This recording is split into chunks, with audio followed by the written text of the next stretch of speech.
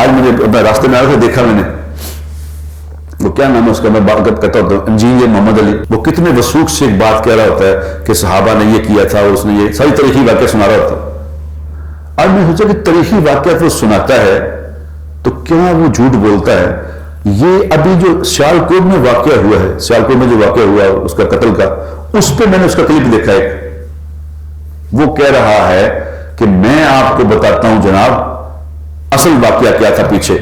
اصل واقعہ اس نے کہا یہ تھا کہ وہ جو جس کو قتل کیا گیا سری لنکن کو، وہ ان کا ملازم تھا ہی نہیں، کہ میں بتا رہا ہوں آپ کو، میرا جو شاگرد وہاں پہ کام کرتا اس نے بتایا کہ ان کا ملازم نہیں تھا، وہ تو کوالٹی کنٹرول کرنے والوں نے، نائکی والوں نے رکھا تھا، یہ وہ کہہ رہا ہے۔ اور یہ جو میں بات آپ کو بتانے لگا ہوں، یہ ابھی تک کسی چینل نے ڈسکلوز نہیں کی ہے، نہ شاید یہ کریں۔ سب سے بڑا جھوٹ تو چینلز پہ یہ بولا جا رہا ہے کہ وہ جو آفیسر تھا سری لنکن، وہ اس فیکٹری کا ملازم تھا، وہ اس فیکٹری کا ملازم ہے ہی نہیں تھا۔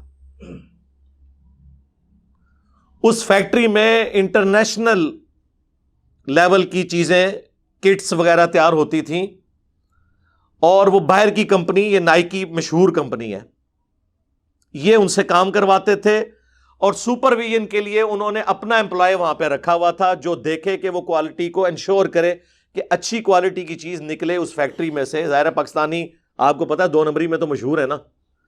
تو وہ جو سری لنکن آفیسر جو پچھلے 7-8 سال سے وہاں پہ تھا، وہ اس فیکٹری کے مالک سے تنخواہ نہیں لیتا تھا، بلکہ جس فیکٹری کے لیے وہ فیکٹری کام کرتی تھی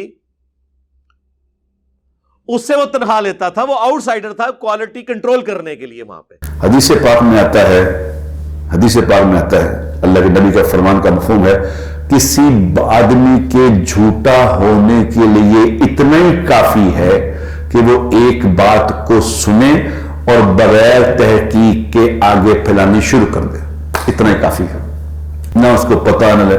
میں نے کہا یہ اس زمانے میں جو ابھی واقعہ ہوا ہے اس پہ جھوٹ بول رہا ہے، تو صحابہ کو جو طریق بتاتا ہے کیسے سچی ہوئی وہ۔ میں خود گیا ہوں اس فیکٹری، میں خود اس مالک سے مل کے آیا ہوں، میں خود سارے واقعات آنکھوں سے دیکھ کے آیا ہوں، میں خود ان بچیوں سے مل کے آیا ہوں جو وہاں کام کرتی تھی، خود ان سے پوچھ کے آیا ہوں۔ اس کی وہ کیا ملازم جو تھا، سری لنکن جو تھا، اس کی پین سلپیں میں نے نکلوائی کہ پیمنٹ نوکری تمہارے کو ملازم تھا کہ نہیں تھا، ان سے پین سلپیں نکال کے میں نے اس پہ ابھی لگا رہا ہوں، دیکھ لو، انہیں کا ملازم تھا، وہ کہہ ان کا ملازم نہیں تھا، مالک ملوث تھا اس میں، مالک یہاں تھا ہی نہیں بیچارہ، وہ تو جرمنی میں تھا، وہ تو یہاں تھا ہی نہیں۔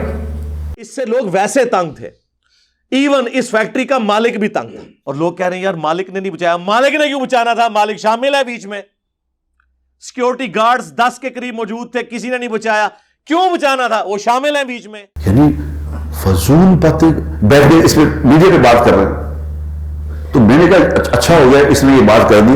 میں طارق مسعود صاحب سے بھی یہ گزارش کرنا چاہتا ہوں، مفتی طارق مسعود سے، کہ اب اس کا پیچھا چھوڑ دیں، یہ ہے ہی جھوٹا، یہ جھوٹ ہی بول رہا ہے، لیکن میں خود اس کا گواہ ہوں، میں خود دیکھ کے آیا ہوں سب کچھ۔ یہ میں بھی اس پہ وہ لگا رہا ہوں سلپیں، وہ پیئنگ سلپیں لگا رہا ہوں جو پیمنٹ اس کو سیلری ملتی تھی۔ 8 سال سے ان کا ملازم تھا، وہ کہتا ملازم نہیں، کہ مالک تھا ہی نہیں ہے، مالک تو گھر میں نہیں سب کر رہا۔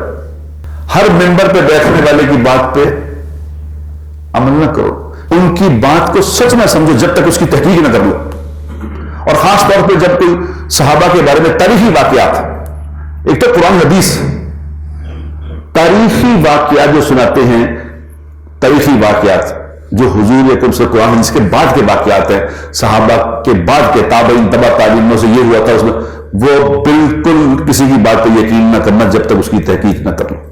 ہو جو مشہور یار، جو مرضی کر لو، دین کے نام پہ تو مشہوری نہ کرو، دین کے نام پہ یہ گیم نہ کھیلو، کرو باقی جو کرنا خدا کا واسطہ، یہ نہ کرو۔ وہ مشہور ہونے کے شوق میں اس بچی کو کیا نام جو یہ مینار پاکستان پہ جس نے یہ جو گند مچایا تھا، یہ مشہوری کے شوق نہیں مچایا ہے کہ مشہور ہونے کے لیے عزت سے بھی کھیل لی گئی کہ مشہور ہو جائے۔